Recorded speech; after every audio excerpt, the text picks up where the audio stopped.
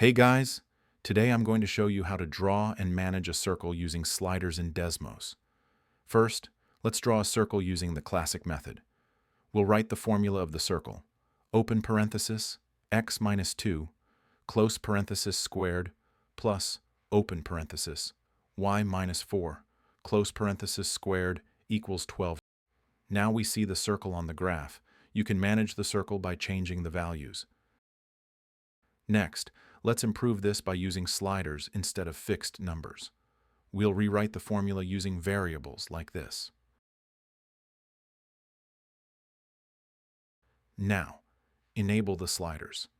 As you can see, the circle is still there, but now we can easily adjust the size and position by playing around with the sliders.